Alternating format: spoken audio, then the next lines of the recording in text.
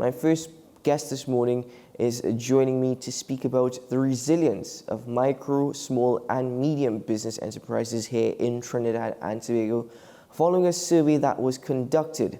And that is the Chief Executive Officer of the Employers Consultative Association, Mr. Ronald Ramlogan. He's with us via Zoom. Good morning, sir. Hi, good morning, Keaton. Good morning to your listeners and to your viewers. Thank you so much for having us. Well, thank you very much for joining me, sir. My first question, the role of the ECA as it relates to fostering a business community or a business ecosystem that is in creating resilience for micro, small, and medium business enterprises. What would you say that is? So the ECA is a representative association of employers in Trinidad and Tobago, and we are in fact the largest association of employers. And by virtue of that, we do have unique representation at the international level with organizations like the ILO, the International Labour Organization, and the IOE, the International Organization of Employers.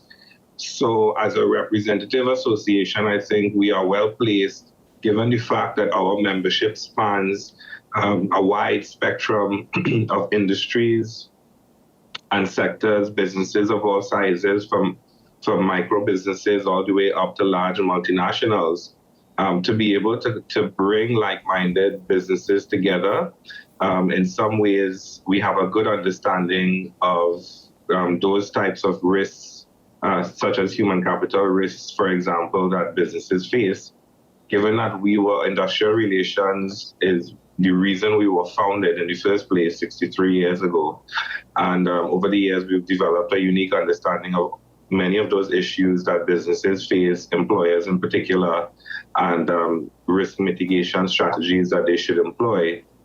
So we are well placed to bring a community of businesses and employers together to share knowledge, to discuss issues, to learn from each other, and use our place in the socioeconomic society spectrum to also bring important knowledge and information to businesses, particularly SMEs, who, let's face it, they've been struggling in many ways since 2020. Mm-hmm. Well, I'm glad that you mentioned that, because this particular survey, this research report, Perspectives on Business Resilience in Trinidad and Tobago, precisely what are the reasons that the ECA saw it necessary to actually produce such a report? Yeah, so I mean, it was all sort of occasioned by the COVID-19 pandemic.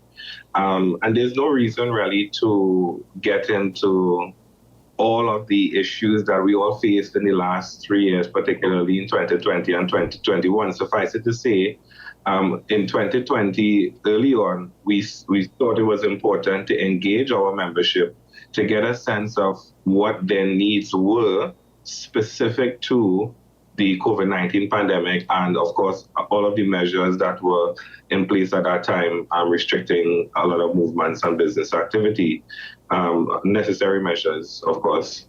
And it was during that initial exercise, we saw very quickly that many businesses really just were not prepared to deal with the kind of disruption that we were facing at that time. Mind you, it was unprecedented in terms of its scale and its impact, but the ability of anyone really to predict the next crisis is virtually impossible, right? Mm-hmm. But your ability to prepare for it is not. And that preparation we saw was lacking. And therefore we thought we just some months after that, we had an opportunity to sit on a global panel that the ILO put together to do a peer review of a new business resilience program that they developed. And they brought together professionals from across the globe, including the ECA, who was the industrial relations and HR professional on that global committee. And based on what we saw in our original survey, at that time, I think about 70% of our respondents did not have a business continuity plan in place, and a large majority were struggling significantly. So we made representation at that global committee, and the decision to launch a pilot sustainable and resilient enterprise program was taken to be launched in Iran and in Iran, yes, and in South Africa. And we felt that it was necessary to make representation given what we saw in our initial intervention with membership. And it was accepted. So we were fortunate enough to have this new ILO training package that was developed, peer reviewed, and was subject to a global scoping study to also undergo a pilot exercise here in Trinidad and Tobago in late 2021. And as part of that exercise, we took the opportunity to conduct this research for a couple of reasons. One is because we are all aware data is sometimes an issue in Trinidad and Tobago. And we saw an opportunity to add some data to decision making. But also we did not only want to present a training, but we also wanted to get a better understanding of where our business community was in terms of their preparedness to business resilience, what were their understanding, what was their understanding of business resilience, and what was our ecosystem in terms of from government all the way down to facilitate business resilience practices or investments in business resilience practices, and hence we conducted this research exercise. Well, I noticed from the survey, reading the report, there were three main challenges: operational resilience, organizational resilience, and technical resilience, dealing with technology in particular. Precisely out of these three, though you've labeled them as the main challenges, what would you say more focus needs to be upon? Because if you take a look at operational resilience, it looks at finance, human resourcing, etc. And coming out of the COVID-19 pandemic, certainly we know all aspects of that was definitely affected. But technology resilience, as the world is continuing to evolve, as new business practices come out, and as we incorporate more technology, new technology into businesses, are we prepared here in Trinidad and Tobago for that revolution? So that's $1 million question, right? And the answer really is not as simple as we would think. Yes, there's organizational resilience, there's operational resilience, there's technological resilience. But we also have to understand that we do not know what the next crisis or disruption will be. And therefore, if we are talking about investing in business resilience practices, systems, or business models, or even policies at the national level or the organizational level, we really need to be able to touch each of these dimensions almost equally. What our survey found was that many of the respondents, or a large majority of the respondents at that time, were more focused on operational resilience for obvious reasons, okay? So this survey was conducted late 2021, November, December, into 2022, March to October, I believe. And so COVID-19 was top of mind for most persons, for most businesses. And that included having to grapple with things like remote work, and extended leave requests for quarantine situations or those who may have contracted COVID-19. Some of them would have undergone several rounds of mandatory lockdowns or restrictions on business activities, and therefore the focus on operational resilience, meaning financial matters, human resource matters, as the case may be. So while that may be, really, it is necessary really to focus, to place some focus on each of those dimensions almost equally, because of the uncertainty that we face in terms of disruptions. And I'll give you an example. In 2022, no one could have really foresaw that we would have had a nationwide blackout for several hours. And I remember at our own office at the ECA, just before that, a few weeks before that, we invested in a machine that allowed us to keep our internet connection our electricity up and running during that blackout. And it wasn't something that we foresaw. It happened, and thankfully we were prepared. And so really, it is, as I said, it's important to place equal focus, I think, on each of those areas. Mm-hmm. Technological resilience, I must mention in particular, now that we are seeing this exponential growth in technologies, particularly in artificial intelligence, robotics, and other move towards remote work or hybrid forms of work. And therefore, cyber attacks and security threats are now a very present danger, particularly for businesses. And we've seen some of that happen in recent times. I recall Massey, for example, having an issue with that in terms of a cyber attack. And so that is becoming much more important, I think. Mm-hmm. So let's focus on one moment, one aspect of operational resilience, since you've mentioned that has been the greatest focus from the majority of MSMEs. That being said, there is an understanding, at least, of the economical side of things, especially coming out of COVID-19 and the recovery process. But one of the greater things that we do not often hear about is the human resource aspect, and whether or not there is, I suppose, enough human resources or specialized human resources in Trinidad and Tobago to fill the gaps and voids, especially coming out of the COVID-19 pandemic? Or is that an area that still needs great focus and attention? It does, and that's one of the reasons why, in our study, we acknowledge the fact that that the enabling environment for SMEs, particularly in terms of government support, is fairly robust, but it is fragmented in many ways. And one of the issues that we continue to have really is that mismatch between skills that businesses need and skills that are, that emerge out of our education and training systems.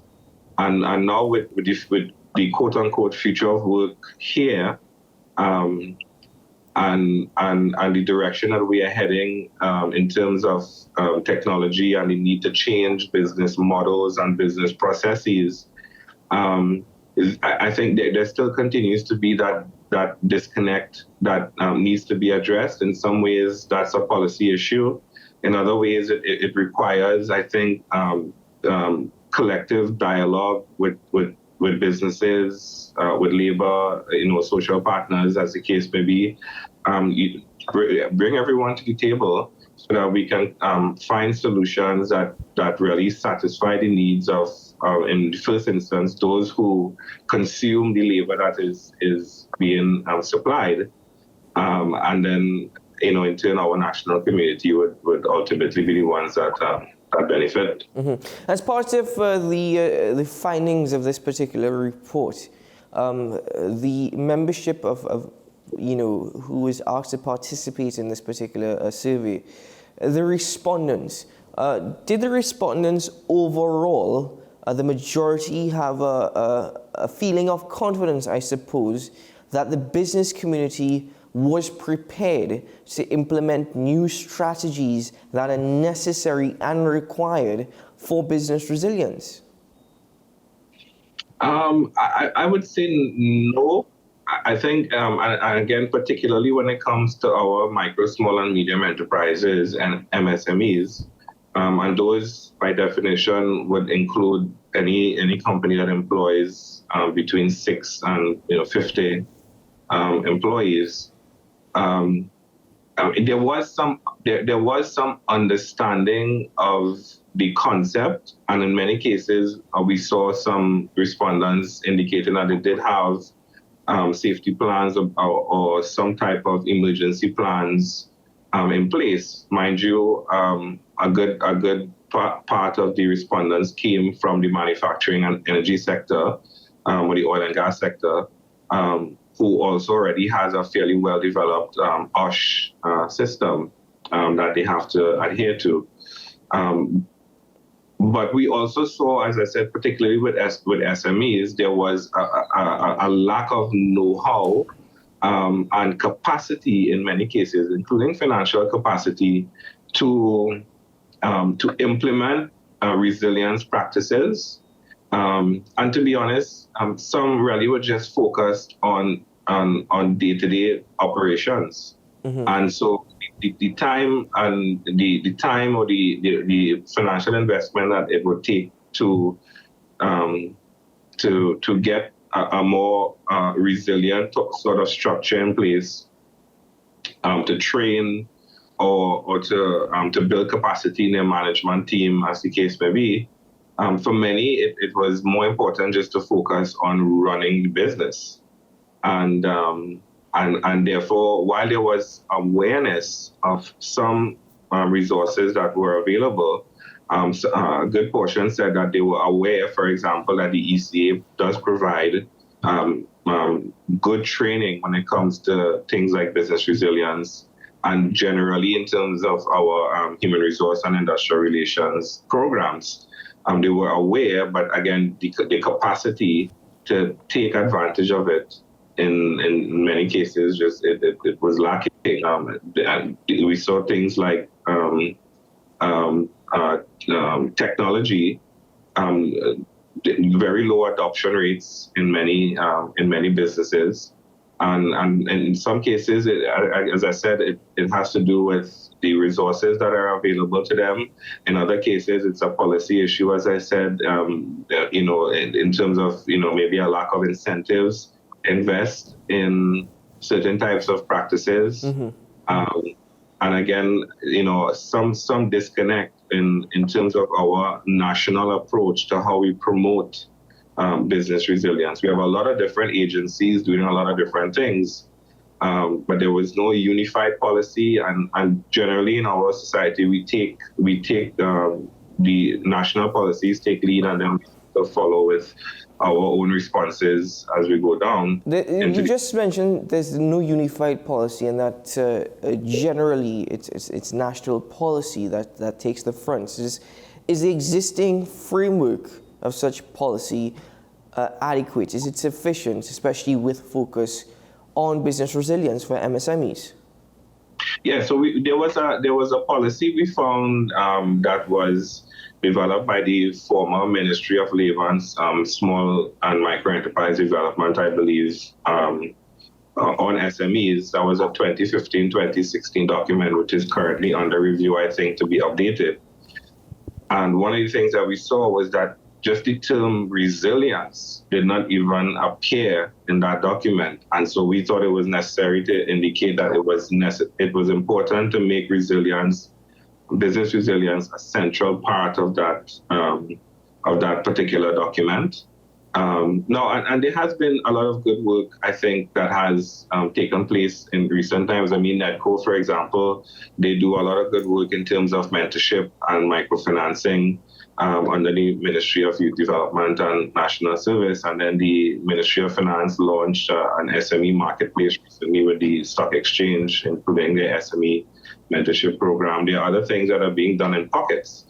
But when we talk about a unified policy, we talk about, and in the business world, this is what we do, right? We have a mission and vision, and then we have a strategy that says what we want to achieve and our objectives and targets that says how we will achieve it.